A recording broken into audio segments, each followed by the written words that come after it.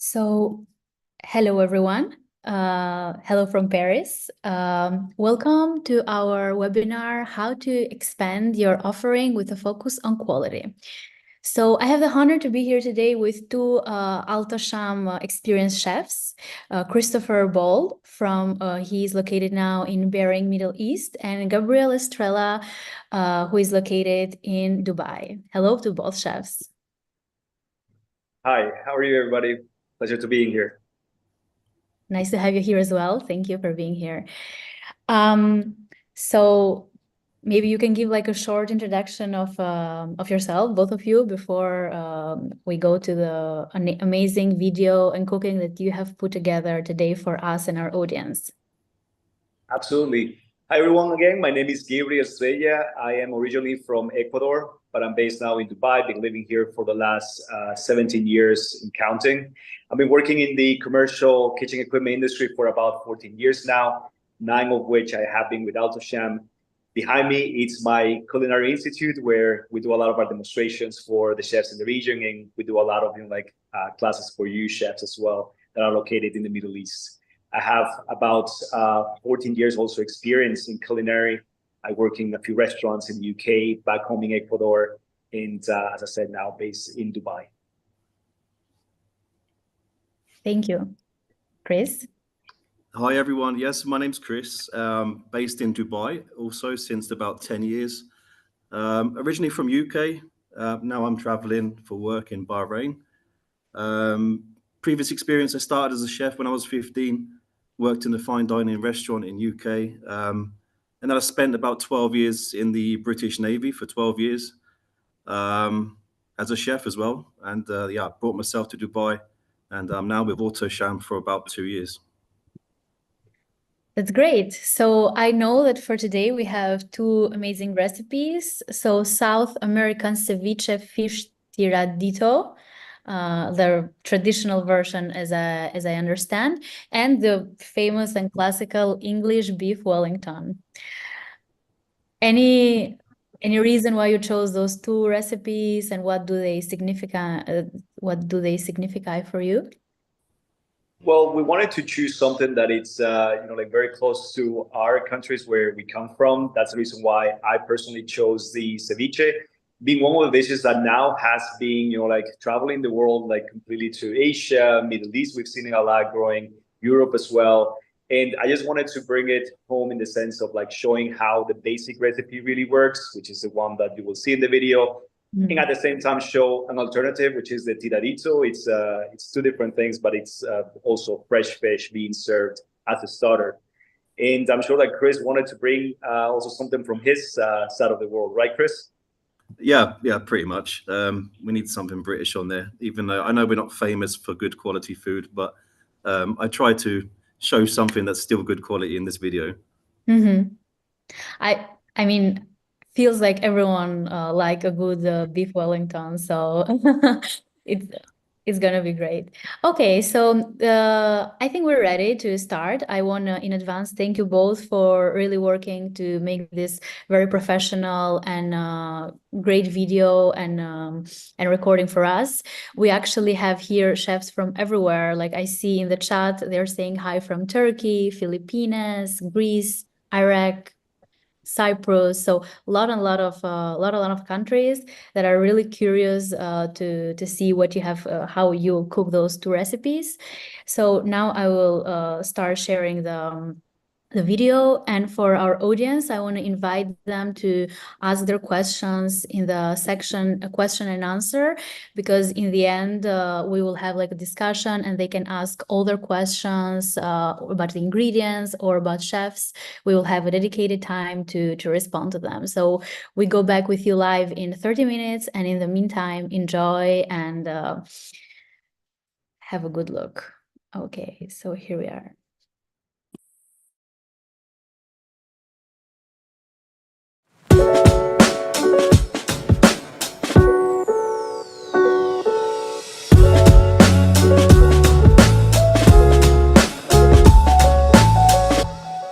All right, so I'm going to get us started with this part of the presentation, which is the recipe of the traditional ceviche. I say a traditional South American ceviche, not specifically to any single country, because there is a massive debate here. When we talk about ceviche, Peruvians, Ecuadorians, Colombians, we all say that it belongs to our country. And the reality is that there is no record whatsoever as to where this dish originated from. So to avoid any conflict here and to say that I'm doing a specific country ceviche, I'm just going to make two types. The first one is the one with the very basic ingredients, the one that is the base for any ceviche that you will eat anywhere, with a leche de tigre. In the second one, I'm gonna do a fish tiradito. I'm going to add some fruit pieces like mango and passion fruit, just to give a little bit extra flavors and sweetness to it, to avoid having it too acidic, because at the end of the day, it's the matter of taste.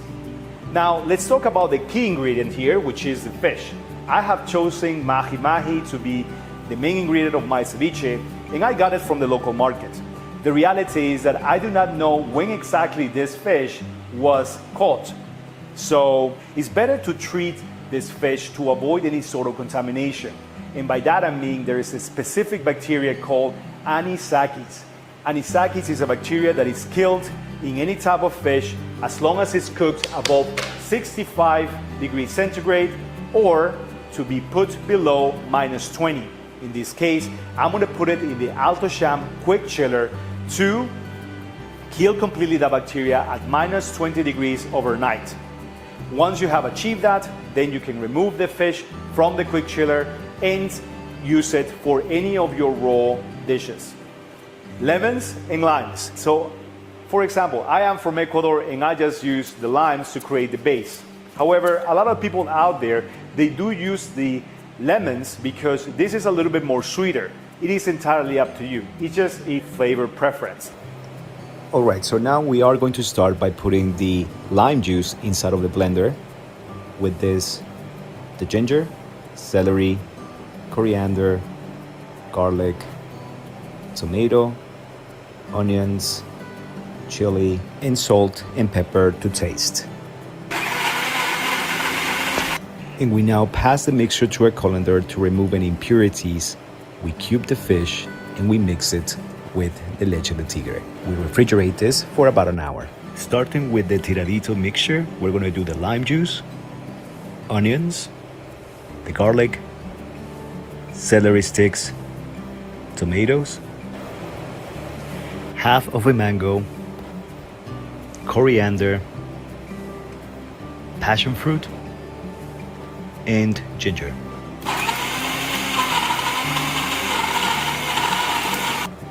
We again pass it through the colander to remove any impurities. Now it's ready to go. Have you noticed that it has changed slightly color, a little bit more white around the edges?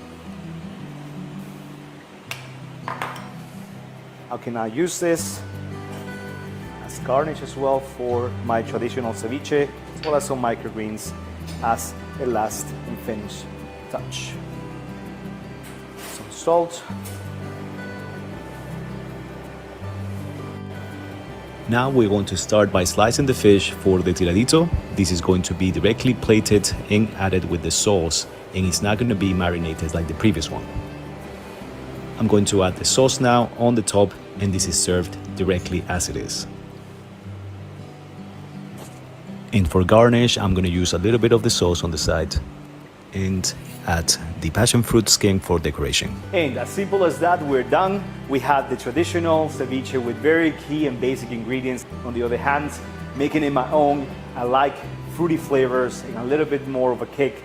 That's why I have some chili powder, mango, passion fruits, and the fish as fresh as possible, just with the leche de tigre spread across the entire plate on the top. And that's all that I have for you today. I hope this video was useful for you. Thank you very much. If you have any questions, let us know. Hi everyone, my name's Chris. I work for Alto-Shaam and I've been here since the last 2 years. So I'm here as the chef and the sales manager for Middle East region. Today we're going to be cooking some beef Wellington. So let's talk firstly about beef Wellington. So beef Wellington is originally from England. There are some different variations. So today, for example, I'm going to be wrapping it in some prosciutto. You can also wrap it in a crepe. There is different variation on the recipe. So today we're going to use some beef tenderloin. So we get that off in a pan, let it rest a little bit, and then I'm going to brush it with some Dijon mustard. So brush it with Dijon mustard, we wrap it in cling film, put it in the fridge, just let it set again. We want that temperature to be nice and cold as well before we put it into the oven.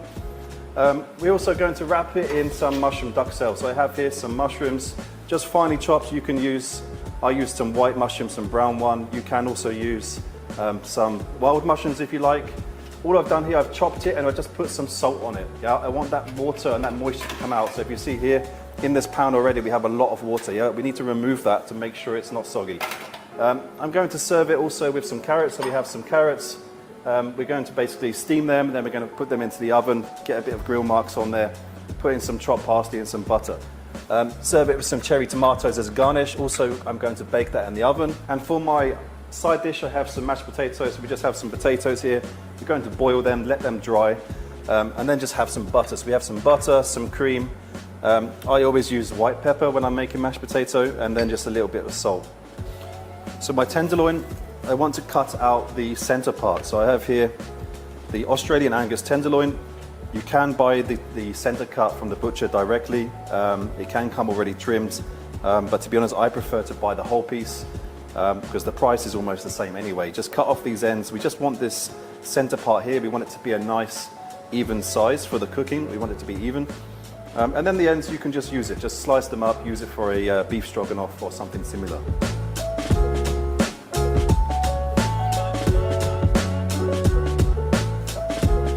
Here I have some chopped thyme and some chopped rosemary. I'm going to use that combined with some cracked black pepper and some sea salt. So that's going to go on the chopping board, and we're going to wrap all that flavor into the tenderloin. So now I'm just going to sprinkle some of my herbs. I have here the chopped rosemary and chopped thyme. And what I want to do is get a nice even coating. So here, I'm just going to spread it out all over the chopping board. My cracked black pepper as well. You want to be generous with the sea salt and the pepper. Here's my sea salt. We're just going to take that center part and we're just going to roll it. So we're going to roll it into that seasoning, and you see there it's picking up that nice coating of the sea salt, the black cracked pepper, and the thyme and rosemary. Coat the ends as well. Just get it all completely covered with the seasoning. So my pan, I've got my pan here. I'm just preheating my pan. Put it on maximum temperature. You want it to be nice and hot. You want it to be almost smoking, as you can see now, before you load the tenderloin. So we want to sear the beef, get a nice coloration on the outside, and keep all those juices inside the tenderloin. So load a bit of the oil. Try to avoid olive oil because of the lower burning point. So here I've just got a canola oil, or you can use sunflower oil, for example, or a vegetable oil. Load in the tenderloin and just get that nice sear, that nice coloration on the beef.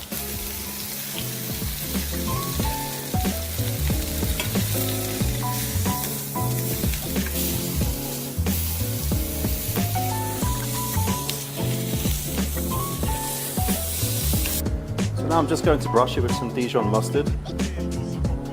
Once it's got all the Dijon mustard inside, we will then place it onto some cling film and just wrap it nice and tight. Keep the shape of the tenderloin and put it back into the fridge for about 30 minutes, and we're good to go. So whilst the tenderloin is in the fridge wrapped in cling film, we leave it there for about 30 minutes, and whilst it's inside, we can start with the mushroom duxelle. So I'll just get the ends as well. Get the whole tenderloin covered in the Dijon mustard. Let it soak in whilst it's in the fridge. There we go. On the tenderloin, you see it's completely covered. I'm going to move that to the plastic wrap. So we just put it on here. And we just want to wrap it nice and tight and just place it into the fridge. So here, wrap it. And what you can do, you can just get the ends, just twist the ends as well.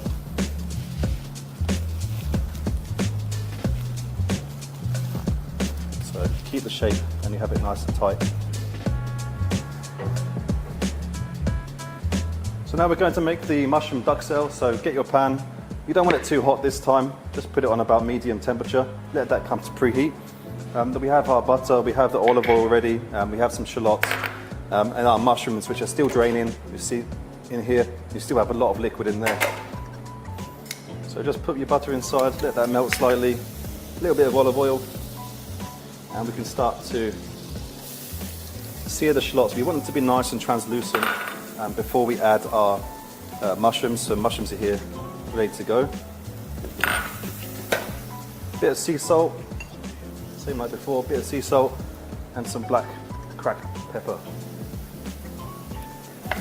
So now my shots are nicely translucent and sauteed. I can add my mushrooms. So we're here, chopped mushrooms, throw them in, and we need to just cook them for about 10 minutes just to remove all that excess moisture. We don't want the moisture inside. Once it's on the tenderloin, we want to make sure that moisture doesn't escape into the pastry. Otherwise your pastry is going to become quite soggy. So we can just put the temperature up here a little bit and just saute these mushrooms and remove all that excess moisture.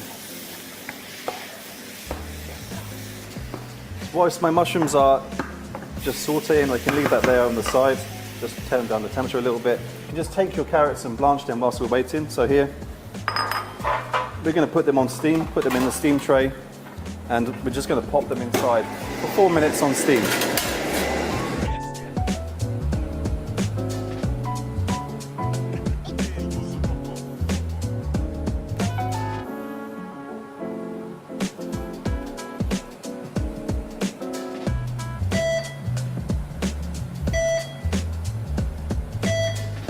Have an ice bath ready to go.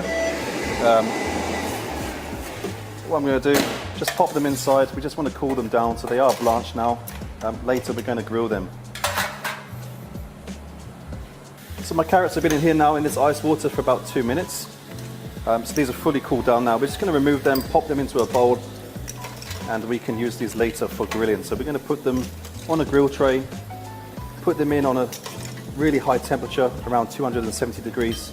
A bit of butter on there later and some nice chopped parsley for garnish.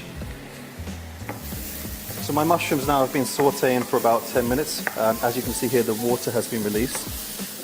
Now we can cool these down. We just pop them here just to help cool them down nice and quickly.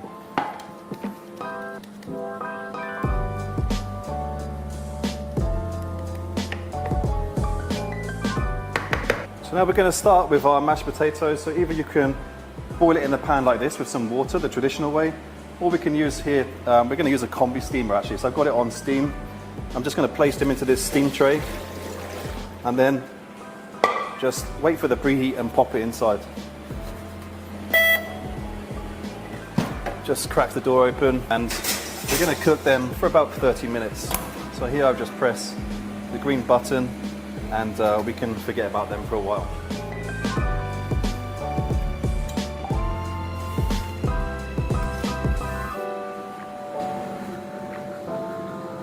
So now tenderloin's been in the fridge for 30 minutes. This is tenderloin brushed with the Dijon mustard. So now I'm just going to put my prosciutto onto the cling film. So I'm going to put about between 6 and 8 slices depending on how big your tenderloin is. Once that's on top, duxelle goes on top of the prosciutto, and then we can roll also the tenderloin and back into the fridge as we did before. So there's the prosciutto. I've got about 8 slices there. You want to make it a nice sort of square shape. And then I can get my duxelle. So the duxelle is cooled down. We've removed the water from inside, as much water as we can. And we're just going to spread this evenly over the prosciutto.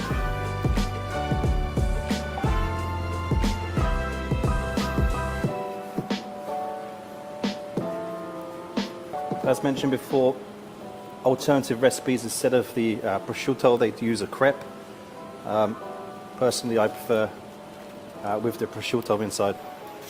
So now we're going to unwrap the tenderloin with the Dijon mustard. We're going to wrap it again. So we're going to put it, we want to have this nice layer of duxelle, mushroom duxelle, and prosciutto. So we remove this. This is completely chilled down now. Place it onto the duxelle, and we're just going to wrap it. just basically push any duxelle you see on the sides, just push it inside, fold it in nice and tight, and we're going to wrap it again in the cling film. Same as we did before, we're going to wrap it nice and tight and get it into the fridge again, just to chill down and hold that shape. Wrap it again nice and tight, keep everything together. We want to have a nice even shape of this beef Wellington. So roll it again, and then using the sides, we want it to be nice and tight, and we can just pop that back into the fridge again. So my potatoes are done. We've steamed them for 30 minutes now. So we just remove this, and we want them to dry out. So I'm going to put them here on this tray. Just let them fully dry out. You can see here they're super soft, ready for the mashing. So we just place these in the pan. We're going to mash them just with a regular potato masher, and then we're going to put them through a sieve just to get that extra fine consistency.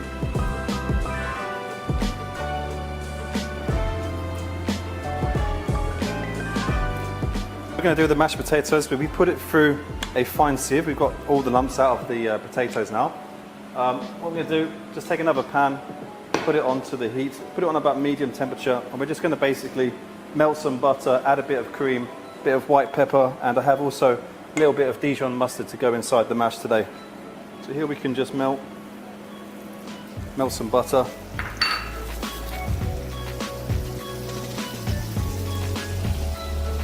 Just pop in our mashed potato.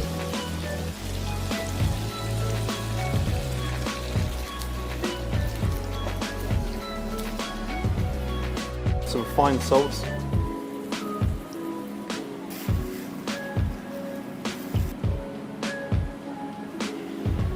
So now the mashed potato is done, it's coming away from the pan, so we can just pop it into a tray. We're going to keep on holding just while we cook the Wellington. So we keep it on holding. I've got it set at 70 degrees to cover it up, and we can serve that later. So now we're going to do the beef Wellington. So we're going to do the final stage. Taken out of the fridge, we have the puff pastry here. We're just going to wrap it in the puff pastry, and then we're going to just brush it with some egg wash. So we just take it out of the cling film, just check there's no cling film on there, and we're just going to pop it onto the puff pastry. Just need to measure the size, so it's going to be around, yeah, what we can do, we can just trim that down a little bit.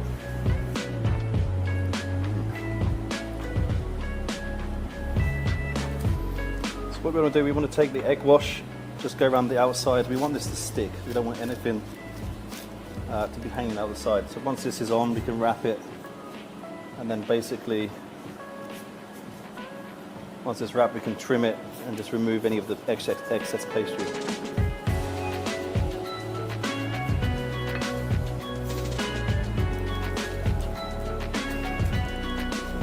You want to wrap that nice and tight.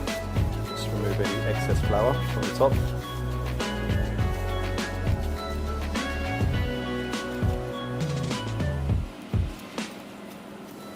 Just going to trim the edge. I want to trim the edge and then just put the lip underneath. So we want to fold that underneath so it's on the bottom. So here you can just trim this excess pastry.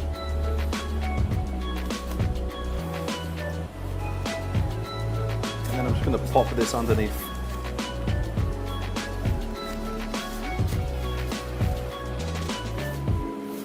So we push it down here also on the sides. We want to get them down. We don't want to have too much excess. This side's okay, but this side we can remove a little bit more.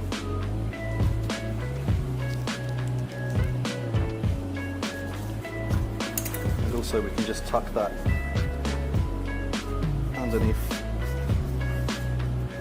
Okay, so now we just removed the excess flour. It's fully wrapped. Now we tucked everything underneath. We're just going to score it with the back of a knife, just so we get some nice decoration during the process. Just go across. You don't want to cut into the pastry, you just want to have that nice decoration, and then we'll go across the other side as well.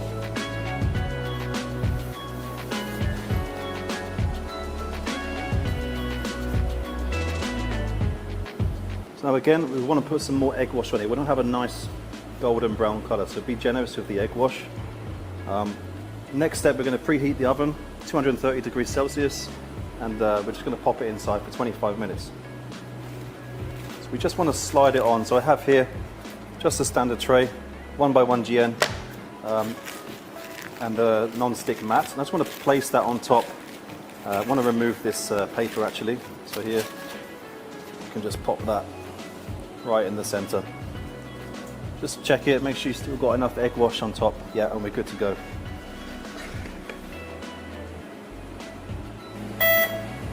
Degrees Celsius, just pop it in the middle.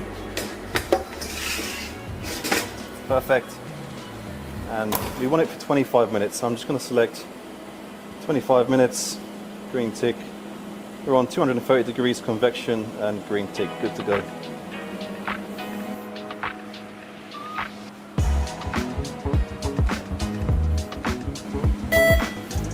Okay, so the beef Wellington's finished. We're just going to take it out. As you can see there, we have a nice golden coloration. We're just going to pop it onto this tray. I put some trivet in case any of the juices are coming out, and we're just going to rest that for about 10 minutes. Yeah, so I'm going to put that into the holding cabinet on 70 degrees with the mashed potato. Let it rest. In 10 minutes we can carve it. Now we have our carrots. So the carrots earlier that we blanched on steam. Yeah, we just put them on a grill tray. Just want a little bit of olive oil. You can just spray them. Bit of salt and pepper, some sea salt this time, bit of cracked black pepper, and we're just going to grill them for a few minutes. There we go. 5 minutes and they'll be ready.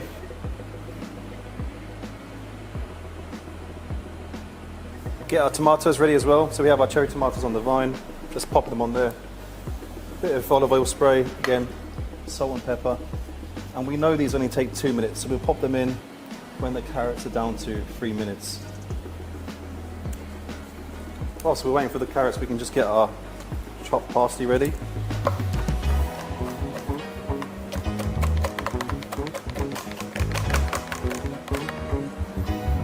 Tomatoes I will load.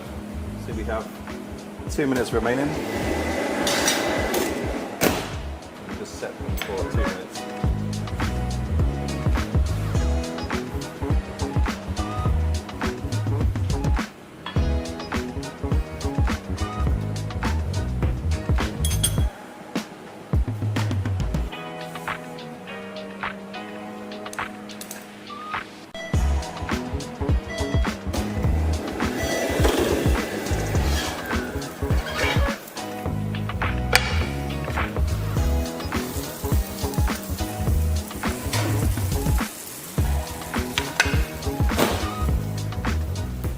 Have a little bit of chopped parsley, a little bit of butter,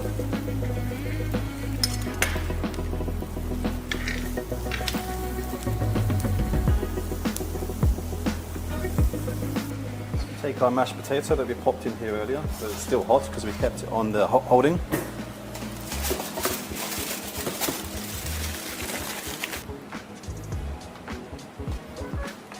Now we're ready to serve. We have our mashed potato, the carrots are ready.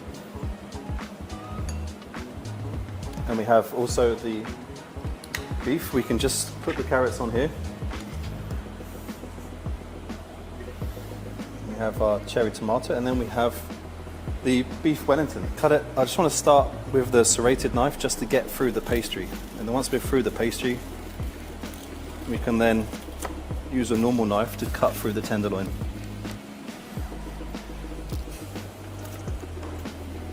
We're through the pastry.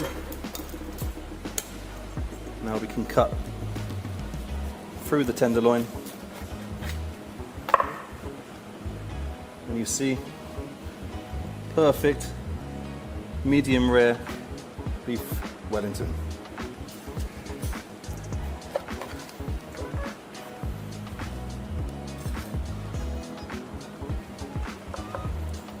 And there you have it, perfectly cooked medium to medium rare beef Wellington.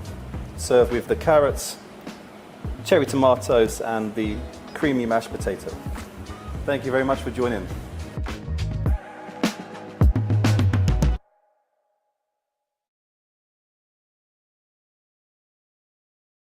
Mm.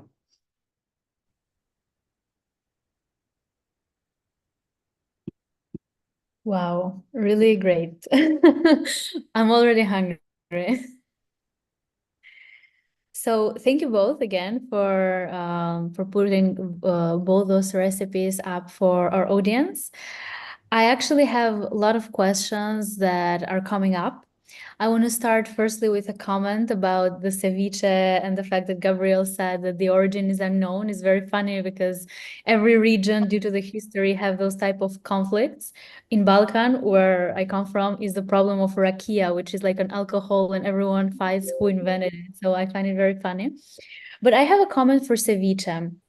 So in my experience, maybe this is just casualty, it's mostly offered as a starter in restaurants. Can ceviche be also like a main course? And if yes, with what you would accompany it? Because it's very fresh and fruity, so I'm curious.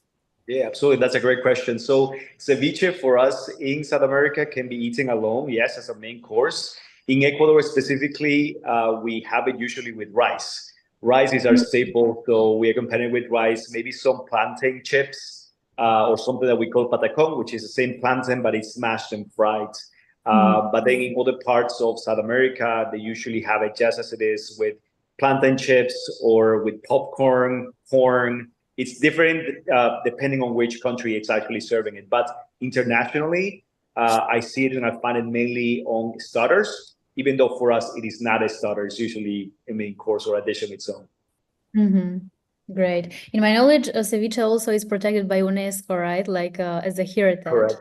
So the conflict comes specifically with Peruvians. If there's any Peruvians in the call, I know how you feel about your ceviche. I understand it completely, but like I was literally researching because we always have these conversations with anybody from South America saying, "Oh, it's ours, same as your rakia." But the reality is that there's no really like starting point as to who invented it or where it started from. So Yeah. One chef is asking for the recipe. I think mostly is of interest is the sauce. I also would like correct. to have the recipe of the sauce. So Yes, maybe after. absolutely. I will be sending the recipe of the both leche de tigre and then the variation for you to try it out whenever you want. As you mentioned, like the fish can change. It can be either salmon. It's entirely up to you as to what you would like to have. But yeah, it basically has to be fresh fish. The ceviche has to be marinated for like about an hour or two. Never overnight because then it ends up being kind of like fully cooked because of the acidity of the lemon. So an hour or two is a matter of preference, basically. But the tiradito is basically fresh. It has to be cut, sliced, and then served directly to the client, or if you're eating and enjoying it as soon as you slice it. Another clarification that I think somebody sent also on the chat on the group was about the anisakis. I do apologize. It is a parasite. It's not a bacteria. I just realized as I was watching the video out and somebody asked for it, but it is a parasite. That's good. So no need for overnight marination. No, not at all. Okay, that's great. It saves time. Okay, so now let's go a bit to the beef Wellington. So my question from my side is about the Dijon mustard. Is it part of the classical recipe or is it more like an innovation with time? And the second is that I know that Dijon mustard can be quite spicy. Does it mean that the recipe itself will be more spicier? Yeah, no, it's not really spicy once it's Okay. cooked. Yeah, to be honest, I used to use like English mustard. English mustard, I would say, is stronger actually. Mhm. I just like the taste of Dijon, so I just that's why the time is an extra thing. The chop time, you don't really have to put it. Mhm. I just thought I'd throw that one in there because I had some time. Okay. Someone is asking for to specify again what is the temperature of the meat? In which temperature did you cook it? You said hot fire, but how much? So the oven temperature was like 230 degrees Celsius, but the internal temperature of the tenderloin would have been around 57, yeah, maximum 57, 58. The actual core temperature if you put a probe inside the beef. Okay. Regarding the mushrooms, what is the type of mushroom that you used? I just used the normal like button white mushroom. and the brown mushroom. Mhm. But yeah, you can use any, even if you want to just use chopped wild mushrooms, it's fine as well. You can use any. Someone is asking, is it traditional to use the mushroom, but what other alternatives we can use? Yeah, yeah. Traditionally, it's with the mushroom, with like a mushroom duxelle. I'm not really sure what else you can use. I guess you can play around with it. I'm sure there's some recipes online where they've changed to put something else inside. I think even without the mushroom, it would still work, to be honest. Okay. I saw that you had you said that you bought this big piece of meat because it's the same price, and then you used the one for beef Wellington. What about the rest? What can we do with the rest of the meat, like besides that more beef Wellington? Yeah, so in like you could use it for. I used it to make a stroganoff, so I just sliced it up Mhm. and then just cooked it for a stroganoff. But you can use it for anything. If something that you just want to slice, yeah, because if you buy like a whole tenderloin, or if you buy the center cut, you get charged almost the same anyway, because you pretty much you get charged for the offcuts. So depending on how nice your butcher is. Just to jumping on the beef Wellington question, you can also use pate. I believe that that's a traditional recipe, which is a pate used instead of the mushrooms as an alternative. If by any chance mushrooms is not an option.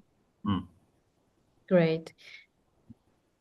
And when you cut it, like how many centimeters do you think it's recommended to cut it? Because I think it might be quite tricky to go through the paste and the meat as they are in different textures.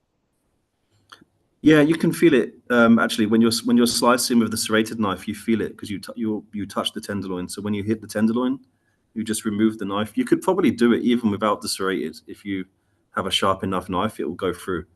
I just need to sharpen my knives. Yeah. Okay. So I have a last question. It's about the fact that, okay, cooked by your hands, it seemed very easy to make like a beef Wellington, but how would you rank it? Is it quite a complicated recipe or medium? Because I would not say it's easy, like. It's easy to do. Like I'd say probably more medium. It's more it just there's a lot of steps, so it takes a long time. So if you're going to have it for like a dinner party, even you can make it at home also. But like you can do the stuff in advance. So make the mushroom duxelle in advance, keep it in the fridge. Yeah, what else can you do? All the searing of the steak, even sear the steak, put the Dijon, leave that in the fridge. So when you come to cooking it before your dinner party, you just have to do the final step of the wrapping and then put it in the oven. It's more about the steps. Yeah. Okay. So one chef, Goran, say, due to today's topic, what process would Chef Chris and Gabrielle use to improve and expand the restaurant offering? What are your steps according to your experience? Is Gabriel there? Oh. Yes. So in order to expand your menu offerings, I mean, like what we wanted to get through with the topic today was to use like highest quality products as we show on the video, but as well equipment. Coming from the equipment side of the industry, we believe that in order to have, to expand your menu offering, you have to have quality food equipment manufacturing like Alto-Shaam, like or any of the other ones that are out there, but like to really use your like high quality, high standard equipment that are reliable for you in the kitchen. I work as a chef in the kitchen, and if something doesn't work one day, then we do need to fall back into that quality that we all deserve in our kitchens. Yeah, someone in the chat was reading before, ovens are great. I saw. Thank you for the comment, and they are. Good. And we have another one saying, scoring with the back of the knife is a very good idea. I'm taking notes. So thank you, Chris, for the way how you... You're welcome. Yeah, I learned the hard way. I done it with the Yeah. other side and cut right through. Yeah, I was scared that that might happen, but yeah. So another question is, can I use wagyu instead of beef tenderloin? Wagyu, sorry. Wagyu, yeah. I'm not sure if I'm spelling it right, but W-A-G-U, yeah. What? Wagyu, yeah. Yeah, I mean the tenderloin is the cut, so you can get also Wagyu tenderloin. It would be nicer, I guess. Maybe it would be more soft. I mean, but the tenderloin in general is soft, right? So you can't really go wrong. But yeah, why not try it with Wagyu? Okay. Any recommendations for the sauce we can make for the Wellington?